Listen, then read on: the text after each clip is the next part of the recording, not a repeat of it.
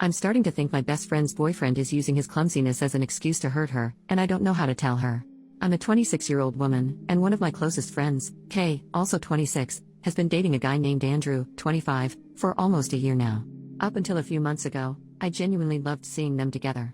Andrew fit into our friend group so effortlessly. He's been easy to talk to and is someone who I thought could be the perfect match to Kay.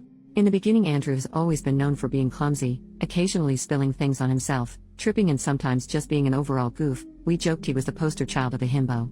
It started with a simple mistake, Andrew spilling wine on Kay's outfit. He seemed so apologetic and genuinely sorry. Then a couple days later at a potluck, Andrew bumps into Kay while she was bringing out a salad bowl, causing it to fall on her foot and giving her a pretty nasty bruise.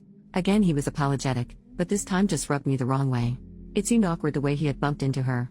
Then there were just more of these accidents, like ripping a dress when he was falling trying to catch his balance, dropping a bowl of chocolate ice cream on her shoes, and spilling an ashtray that landed all over her hair. All of this is just giving me a weird feeling, like why does it feel like his clumsiness is getting worse? Recently we were having a movie night, Kay was sitting on the floor and I had gotten up from the couch to get some more popcorn when I see Andrew walking over with hot tea. I'm thinking no way I'm going to have her get piping hot tea spilled on her by accident. So I get up and say, "Oh, thanks for grabbing this, do you mind grabbing me popcorn since you're closest?" He kind of gets a defensive tone with me saying, "Yeah, but let me give this to Kay first." I said, "No, it's not a problem, I'll give it to her." As sweet as possible, and took the mug out of his hands and gave it to Kay. Then he seemed kind of distant the whole rest of the evening. I talked with one of my friends in our group just about the tea drama, and she said that Andrew might have been pissed off, feeling like I was babying him. I think that if he's been prone to hurting his girlfriend, wouldn't he want to avoid situations that could get her seriously hurt? Wouldn't you want a friend to help you? Am I just overthinking this? I want to talk to Kay about my concerns soon because I'm really scared for her. I just want to be wise in how I speak to her because I don't want her to take anything I say the wrong way. Any advice would be so helpful. Edit. Okay, after a lot of comments I reached out to Kay. We're meeting up one-on-one and I'll talk with her then. I'm still figuring out exactly what I want to say, but you have all been so helpful and I will keep you posted on how everything goes. Update. The next day. Hi all. This evening I got a text from Andrew. It seems my friend, who I'll be referring to as Sarah, had told him about the tea situation. He texted, "Hey, just wanted to reach out and let you know that I wasn't pissed with you." I played it cool and just replied, "Hey, no problem man, just wanted to make sure all was good with you." He messaged me back that lol. Yeah, why wouldn't I be? I left it alone after that. I reached out to Sarah and asked how the story was relayed to him, and she explained that it sort of came up in conversation. She had told him that I hadn't meant to baby him and hoped I didn't make him pissed by taking away the teacup. Sarah is a fixer and I think she just wanted any conflict between us to be resolved. While I know she was coming from a good place, I am a bit frustrated to have my words twisted into what she believes happened. I messaged Kay and we are still hanging out either early Monday or Tuesday. She seemed to be fine with me. We had a quick call, but she seemed less talkative, which has me nervous.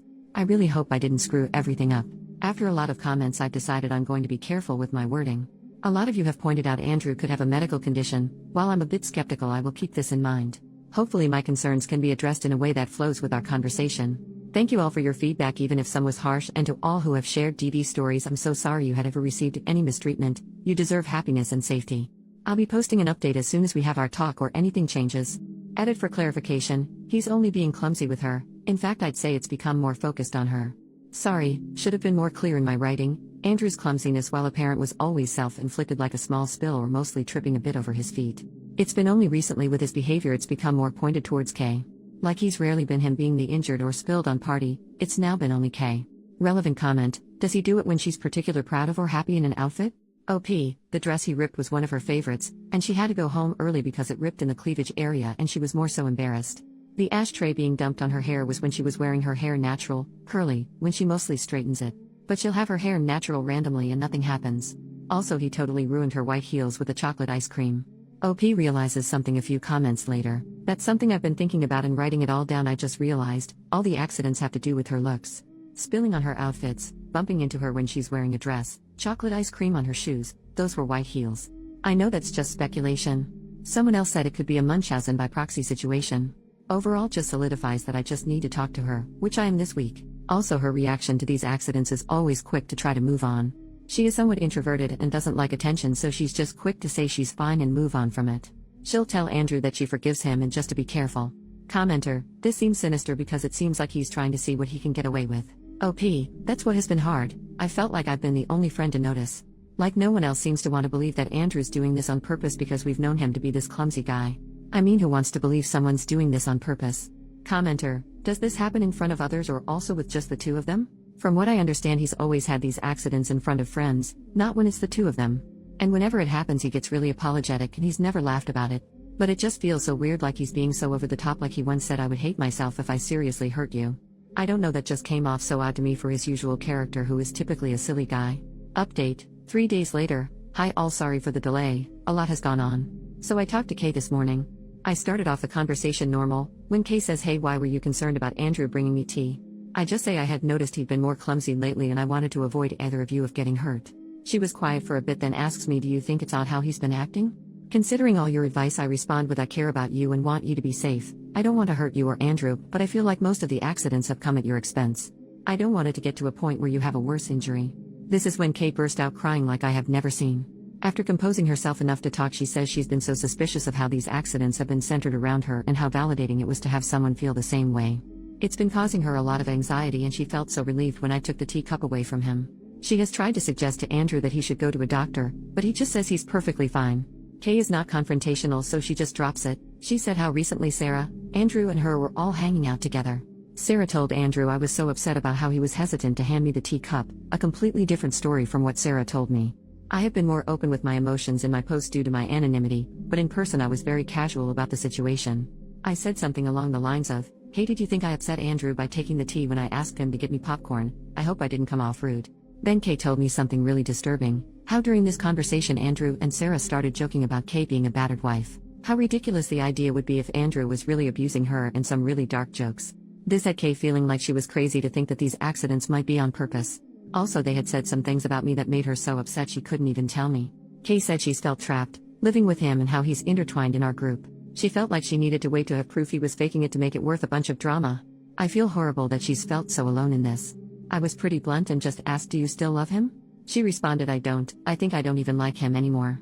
So we talked about the best way for Kay to leave Andrew, being as safe as possible. Kay called in sick to work and we went over to her house and talked with our friend Leah, her roommate. Andrew was out at work, so we quickly moved all their things into Leah's room. She has a key to her door. Anything that was super sentimental to either of them we packed in my car. Kay is going to stay at my house and Leah wanted to stay with a family member who lives not too far away. Kay has written a letter to Andrew ending things. She is going full no contact. She set a date that she expects him to leave. He moved in with them so he doesn't have his name on the lease. Our friends Mike and Corey will be staying at the house.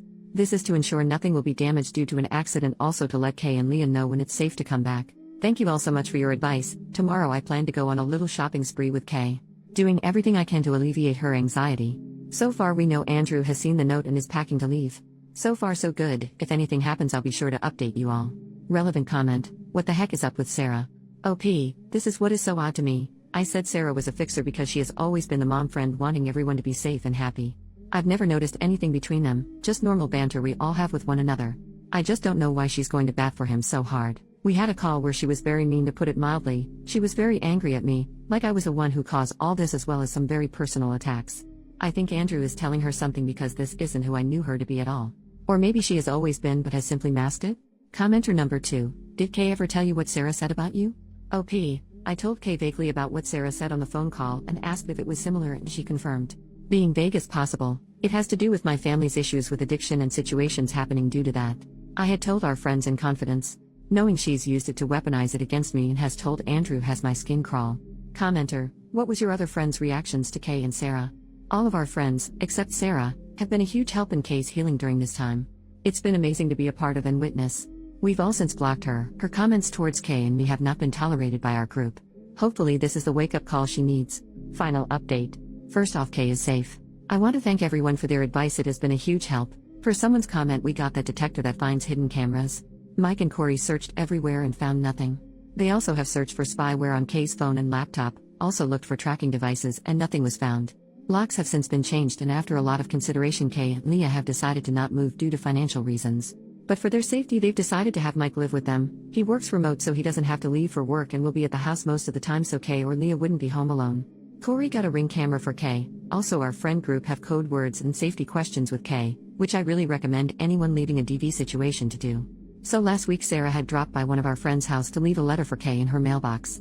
It was very odd. It was written from both Sarah and Andrew's perspectives, saying how hurt they were, that the way they have been treated was so unfair, that it isn't healthy to go from being someone's everything to just shutting them out entirely. They said how they were happier without outside influences and hoped Kay could find the freedom they had found together. They stated a lot of gross comments about personal struggles of myself and others in the friend group to paint us as crazy people.